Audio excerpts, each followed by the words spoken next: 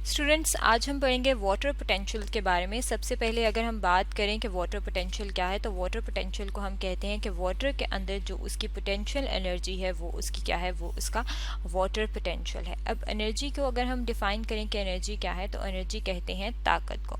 और वाटर के अंदर अगर हम एनर्जी की बात करें तो वाटर जो है, जब जितने भी लिविंग ऑर्गेनिज्म है जब उनके अंदर मौजूद होता है तो ये उनकी बॉडी में एक जगह से दूसरी जगह जाता है। जैसे कि यहाँ पे अगर हम अपने सामने इस डायग्राम की बात करें तो इस डायग्राम में हमारे सामने एक प्लांट बॉडी नज़र आ रही है। अब प्लांट्स जो है, अगर हम उनकी बात करें तो उनकी रूट्स जो हैं वो वाटर को एब्जॉर्ब करती हैं। अब जब रूट्स उन्हें एब्जॉर्ब कर लेती हैं तो उस वाटर ने एक जगह से, यानी कि रूट से कहाँ तक जाना होता है, स्टेम तक भी जाना होता है और लीव्स तक भी जाना होता है। इसका मतलब है कि जो वाटर के मॉलिक्यूल्स हैं वो मूव करते हैं, और ये जो उनकी मूवमेंट होती है वो रैपिड होती है और रैंडम होती है। अब वाटर की अगर हम बात करें तो वाटर जो है ये लिक्विड फॉर्म में जब होता है, और जब ये गैसियस फॉर्म में होता है, यानी कि गैस के फेज में होता है, तो तब इनके वाटर के मॉलिक्यूल जो हैं वो तेज़ी से मूव करते हैं। और रैंडम का मतलब है कि कोई ख़ास तरतीब नहीं होती, बल्कि इर्द गिर्द जो है रैंडमली मूव करते हैं, बेतरतीब तरीके से मूव करते हैं।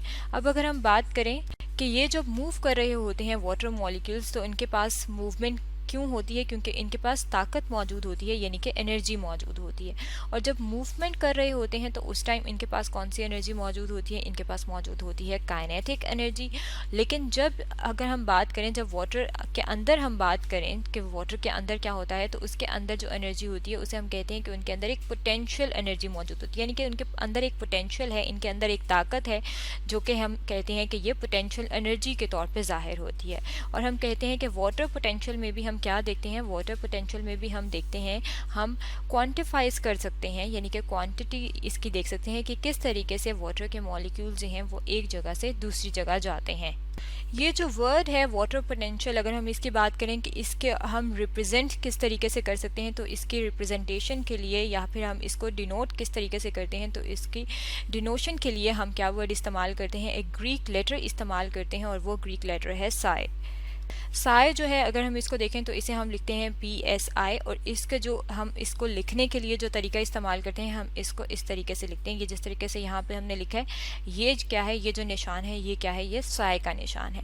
और अगर हम बात करें कि इसका जो यूनिट है, अगर हम उसकी बात करें कि इसको किस तरीके से वाटर पोटेंशियल को एक्सप्रेस किया जाता है, तो इसके वाटर पोटेंशियल का जो यूनिट है एक्सप्रेशन का, वो वही यूनिट है जो कि प्रेशर का यूनिट है। यानी कि प्रेशर जो है, अगर हम उसकी बात करें, प्रेशर जो है अगर हम इसकी बात करें तो ये क्या है, ये फॉर्म ऑफ एनर्जी है।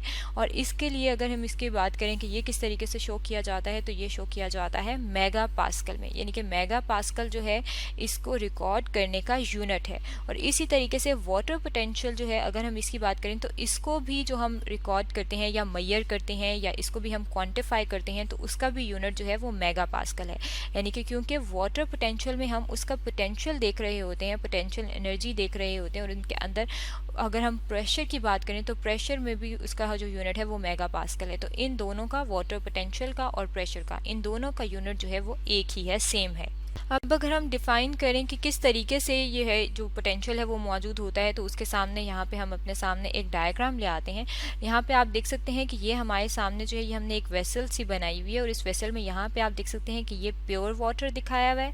क्या प्योर वाटर का मतलब है कि इसके अंदर और कोई चीज़ शामिल नहीं है, ना ही इसके अंदर कोई सॉल्यूट शामिल है। सॉल्यूट का मतलब होता है जो चीज़ कम अमाउंट में वाटर में डाली जाती है। जैसे कि जब हम वाटर के अंदर शुगर डाल दें या सॉल्ट डाल दें तो वो क्या होगा, वो सॉल्यूट होगा। तो अभी इसके अंदर कोई सॉल्यूट नहीं है, तो हम कहते हैं कि ये प्योर वाटर है। और प्योर वाटर की अगर हम बात करें कि प्योर वाटर का वाटर पोटेंशियल कितना होता है, तो प्योर वाटर का पोटेंशियल जो है वो 0 होता है।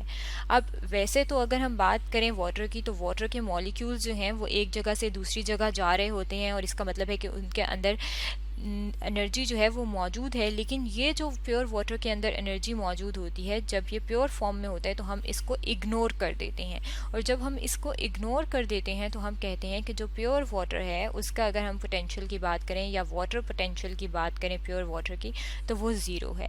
लेकिन अगर हम दूसरी साइड पे यहाँ पे देखें कि अगर आप प्योर वाटर के अंदर सॉल्यूट ऐड करते जाएं, यानी कि कोई शुगर ऐड कर रहे हैं या कोई सॉल्ट ऐड कर रहे हैं, तो वो क्या है, वो सॉल्यूट है जो कि कम अमाउंट में है। तो सॉल्यूट की वजह से क्या होता है कि इसका जो वाटर पोटेंशियल है वो डिक्रीज होने शुरू हो जाता है, यानी कि कम होने शुरू हो जाता है। और जब ये कम होना शुरू हो जाता है तो इसका नंबर जो है वो नेगेटिव में होना शुरू हो जाता है। नेगेटिव का क्या मतलब है कि नेगेटिव से आप क्या मुराद लेंगे कि अगर ज़ीरो है तो वो क्या होगा, या फिर वो -1 होगा, -2 होगा, -3 होगा, तो नेगेटिव में आना शुरू हो जाता है, यानी कि कम हो जाता है। और कम क्यों होता है? क्योंकि प्योर वाटर के अंदर एनर्जी जो है वो ज़्यादा है, लेकिन हमने खुद उसको इग्नोर किया हुआ है। लेकिन जब हम इसमें सोल्यूट ऐड कर देते हैं तो सोल्यूट ऐड होने की वजह से कुछ एनर्जी जो है वो इन सोल्यूट के मॉलिक्यूल्स के साथ जो है उसमें खर्च हो जाती है। इसकी वजह से जो प्योर वाटर के अलावा जिसमें सोल्यूट डला हुआ होता है वाटर, उसकी जो एनर्जी होती है पोटेंशियल एनर्जी, वो और कम हो जाती है।